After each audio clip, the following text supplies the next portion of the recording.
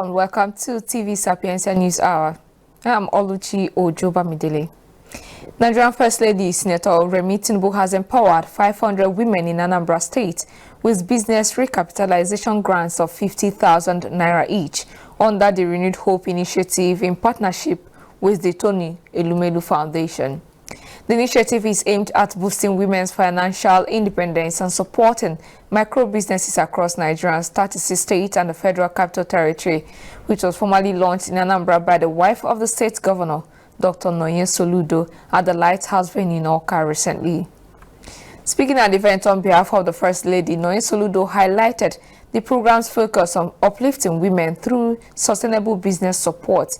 She described the 50,000 naira grant as a non-repayable seed capital designed to promote existing businesses and empower women to become self-reliant contributors to economic growth and food security. The governor's wife, in supporting the program, added to the federal government's gesture by empowering an additional 500 women with 50,000 naira each, raising the total number of beneficiaries in Anambra to 1,000. Each recipient also received 7,000 naira to cover transportation costs, ensuring the full value of the grants could be invested directly into their businesses. Addressing the women, she emphasized that the funds should not be used for luxury items or celebrations, urging the women to take their health seriously, as poor health habits could undermine their financial gains. President Bola Tinubu has approved a series of measures to clear pension backlogs and introduce new welfare benefits for pensioners under the defined benefit scheme. The Pension Transitional Arrangement Directorate announced yesterday.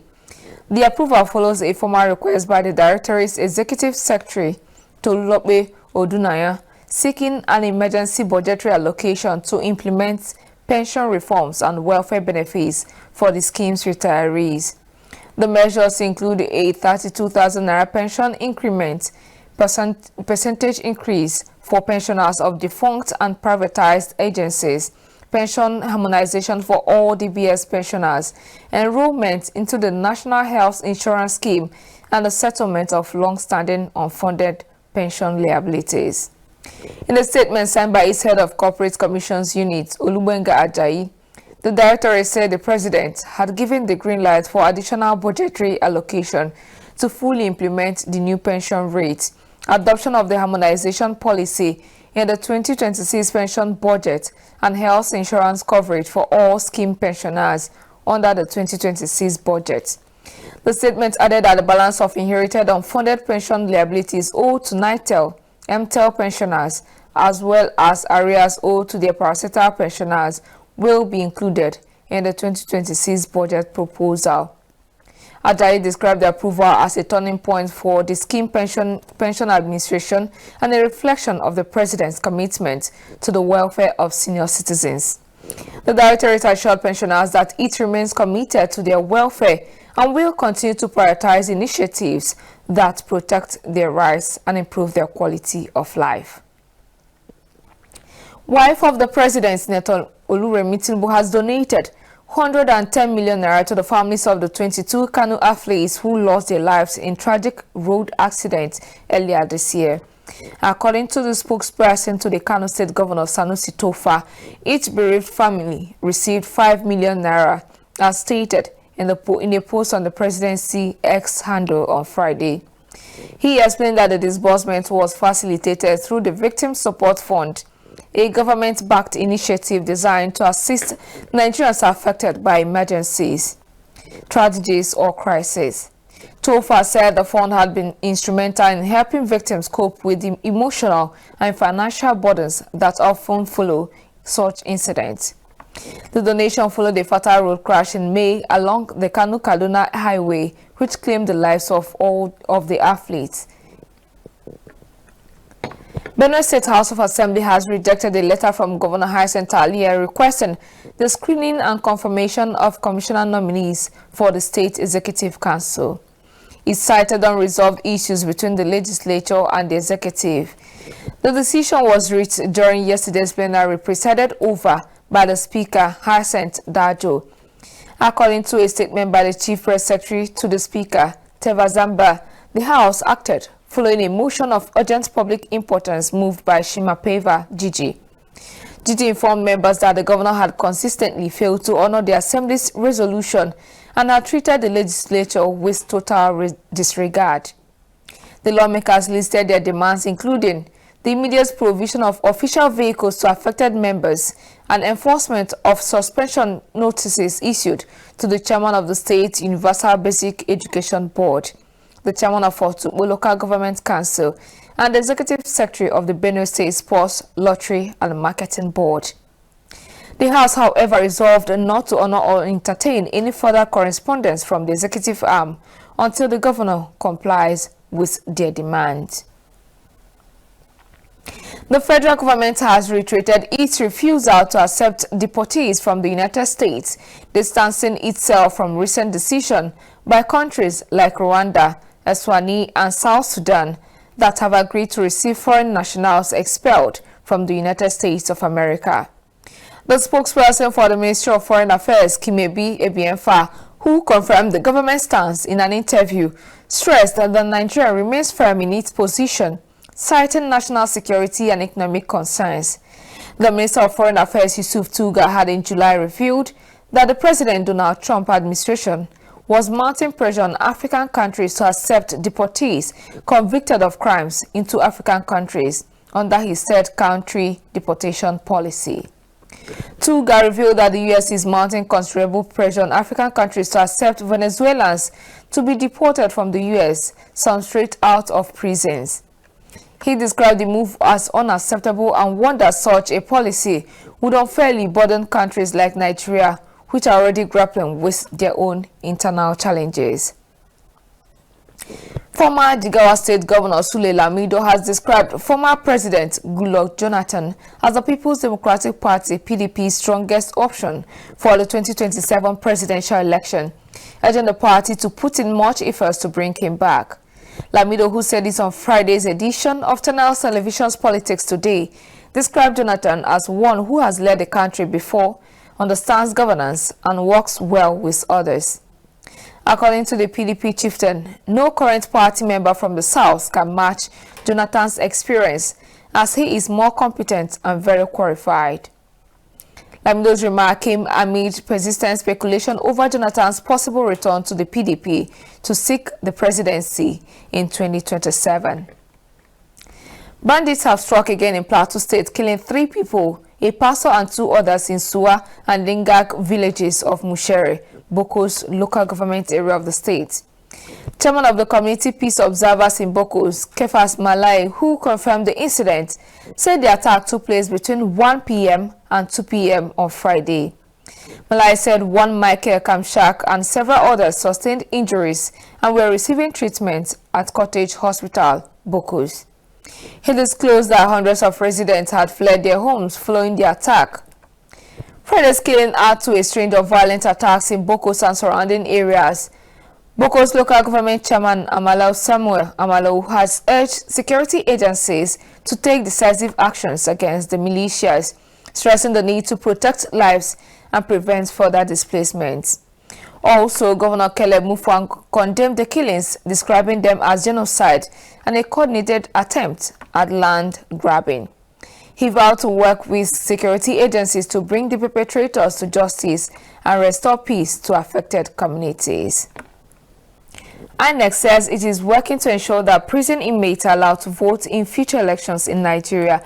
The INEC chairman, Professor Mahmoud Yakubu, made this known when he received the Controller General of the Nigerian Correctional Service, Sylvester Nwakuche, on a courtesy visit at the Commission's headquarters in Abuja. Professor Yakubu said the right to vote is a fundamental human right that should not be denied to any citizen, including those held in correctional facilities. He explained that based on Article 25 of the International Convention on Civil and Political Rights 1996 and Section 25 of Nigeria's 1999 Constitution, the court ruled that awaiting trial inmates have the right to vote. Professor Yakubu noted that a joint technical committee has been set up to review the issues and make recommendations. INEC, he said, has requested data on the locations and categories of correctional facilities, as well as statistics on inmates, most of whom are on remand and could be registered voters.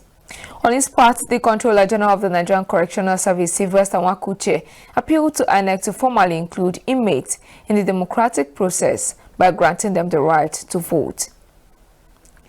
Supporters at the Ivory Coast Central City gathered yesterday to celebrate their Independence Day. This took place just a week after the Ivorian president announced his intention to run for a controversial fourth term this October. Members of his administration were also gathered in the central city of Buke to mark the country's 65th independence anniversary with a military parade. President Alassane Ouattara appeared in a military vehicle at the start of the parade, which was largely off limits to the public. French, American, and Moroccan military personnel participated in the event, signaling the Ivory Coast's continued military cooperation with Western powers at a time when much of West Africa is moving in the opposite direction. Ivory Coast gained independence from France in 1960. However, the country is one of France's last remaining allies in French-speaking West Africa. U.S. President Donald Trump is set to meet Russian President Vladimir Putin in Alaska on August 15 to negotiate an end to the war in Ukraine, Trump announced yesterday. The talks come amid what Trump described as significant progress towards a ceasefire deal involving Ukraine's President Vladimir Zelensky. Speaking at the White House earlier, Trump suggested the agreement could involve a territorial exchange. Zelensky, in an evening address, said a ceasefire was possible if sufficient pressure is applied to Moscow, noting that his administration remained in close contact with the United States and has held over a dozen discussions with other world leaders. Bloomberg News reported earlier yesterday that a draft deal under consideration would see Russia halt its offensive in Kherson along current battle lines, effectively cementing Moscow's hold over occupied territory. The planned Alaska meeting marks the highest-profile U.S.-Russia summit there since 2021, when then Secretary of State Antony Blinken clashed publicly with Chinese officials in Anchorage. On the world of sports today, Serie A club Atalanta preparing to take legal action against Super Eagles attacker Bola Lookman after the Nigerian left Italy without permission and refused to attend training sessions in protest over the club's rejection of Inter Milan's transfer bid. According to Football Italia, the Pecassi family have prepared legal action that could result in a costly fine for Lookman, who has also refused to communicate with the club since departing Italy. The situation has reached a complete impasse, with both Atalanta and Inter Milan waiting for the other party to make the first move, creating a transfer stalemate just weeks before the new Serie A season begins. Lookman's protest stems from what he perceives as a breach of trust, having reportedly agreed on a verbal understanding with Atalanta that he could leave this summer if a suitable offer arrived. Inter Milan have already agreed personal terms with the Nigerian international on a deal worth €4.5 million net per season until 2030, but the latest bid of €42 million guaranteed plus €3 million in variables fall short of Atlanta's €50 million valuation. Tottenham Hotspur have emerged as potential competitors for Lookman's signature, with the North London club identifying him as a viable alternative to Real Madrid's Rodrigo as they seek to replace departing captain Son Heung-min. However, Atlanta hold the upper hand in negotiation as Lookman still has 2 years remaining on his contract, meaning he will be obliged to return if no agreement is reached. Villarreal have signed Ghanaian international Thomas Partey on a free transfer following the expiry of his contract with Arsenal, the La Liga club announced. The defensive midfielder has agreed a season-long deal and joined the Villarreal squad in training on Friday. Partey was charged last month with raping 2 women while he was a player for the Premier League club and accused of 5 counts of rape relating to 2 women, plus a charge of sexual assault against a third woman between April 2021 and June 2022.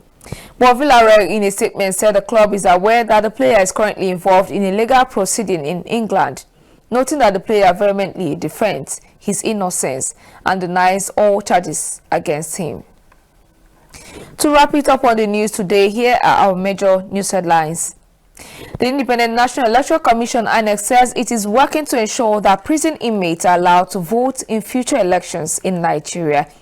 And U.S. President Donald Trump is set to meet Russian President Vladimir Putin in Alaska on August 15 to negotiate an end to the war in Ukraine.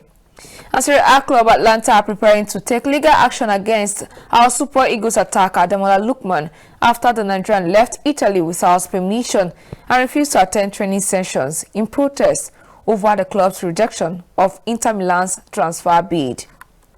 And that was the TV Sapienza News at 1. On behalf of the technical crew and editorial crew, I am Oluchi Ojobamidele. Thank you for choosing TV Sapienza.